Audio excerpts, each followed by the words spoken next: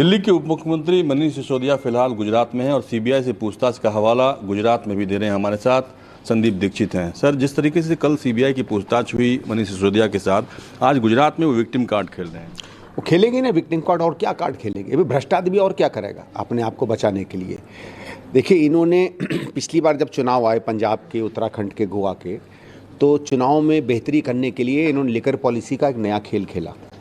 और कोई ऐसा दिल्ली वासी नहीं है जो महीनों इस बात पर चर्चा नहीं कर रहा था कि कुछ बहुत बड़ा कांड हुआ है दिल्ली की लिकर पॉलिसी में।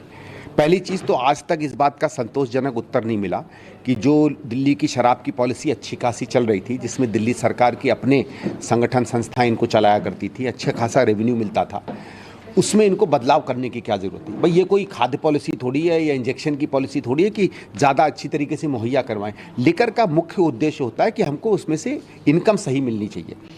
ठीक है, वो अच्छी खासी मिल रही थी, बढ़िया से चल रहा था। और एक ये भी होता है, क्योंकि हमारे संविधान में भी है कि हमको शराब का प्रमोशन नहीं करना है, कोशिश करनी है कि कम से कम लोग पिए। तो जब सरकारी कंपनियां दुकानें बेचा करती थी, उस तरीके का एक संयम भी होता था।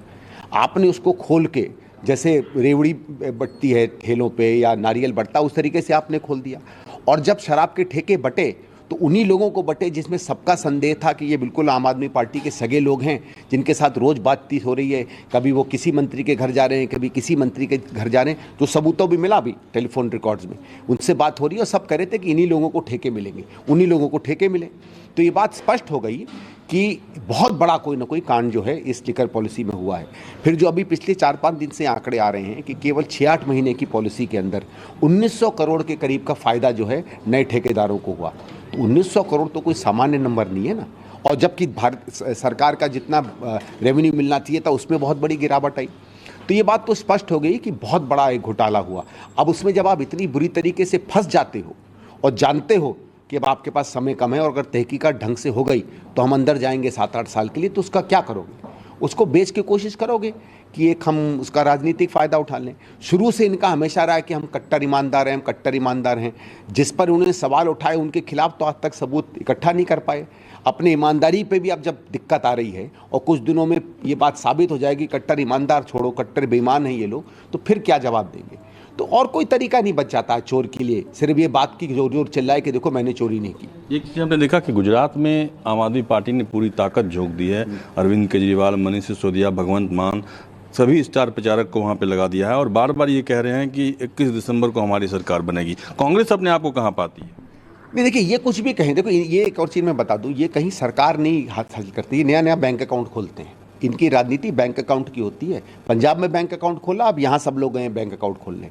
इनका ये होता है कि चाहे कितने भी हों, विधायक मिले, सरकार मिले, एक नया सोर्स जरिया मिल जाए तमाम धन और उस संपदा को इकट्ठा करने का। चलिए, वो बात अलग है। कोई पार्टी है, हर पार्टी कोशिश करेगी, और क्योंकि वहाँ शहर ज़्यादा है इसलिए ये कोशिश करते हैं कि जो दिल्ली में इन्होंने बिल्कुल एक हवा का एक महल खड़ा कर रखा है कि हमने काम किया, उसको वहाँ प्रदर्शित करें लोगों के बीच में। तो 2-4-5% तो लोग हर जगह प्रभावित होते हैं, लेकिन इससे ज़्यादा कुछ इनको मिलेगा मुझे संदेह है। हाँ, कुछ शहरों में, कुछ जगहों पर जहाँ इन्होंने शुरुआत की थी वहाँ हो सकता है कुछ छोटा मोटा इनको 8-10% वोट कहीं मिल जाए, कहीं कम हो जाए, लेकिन राजनीति में कोई वो बहुत बड़ा ये कर पाएंगे, मुझे तो उसमें संदेह है। जहाँ तक कांग्रेस की बात ये है, देखिए, एक तो क्या हुआ कि हम लोगों ने ज़मीनी स्तर पर वहाँ काम किया है, ये भली सामने ना दिखता हो। और जैसे राहुल जी की यात्रा चल रही है भारत जोड़ो, उसी तरीके से हमारे यूथ कांग्रेस की यात्रा पूरे गुजरात पे चल रही है। शायद आप लोग अगर अपने स्थानीय लोगों से पता करेंगे तो उसमें जो भीड़ आ रही है और जो उत्साह से लोग जुड़ रहे हैं, वही अपने आप को दिखा रहा है कि एक उत्साह है लोगों का कांग्रेस के साथ जुड़ने में। तो अगर आप इस उत्साह को पढ़ लें और इस बात को पढ़ लें कि अब हम लोग सही में ज़मीन पर वहाँ लगे हुए हैं, तो आप देखिएगा आश्चर्यजनक नतीजे आएंगे गुजरात में। धन्यवाद बातचीत के लिए। कैमरा पर्सन अमित राय के साथ अमन कुमार, दिल्ली न्यूज़ 24। नमस्कार, मैं हूं मानक गुप्ता। अगर आपको हमारा ये वीडियो पसंद आया हो तो इसे लाइक और शेयर जरूर करें, और हाँ, हमें सब्सक्राइब और फॉलो करना ना भूलें ताकि आप देश और दुनिया की कोई खबर मिस ना करें। तो जुड़े रहिए हमारे साथ और देखते रहिए न्यूज़ 24।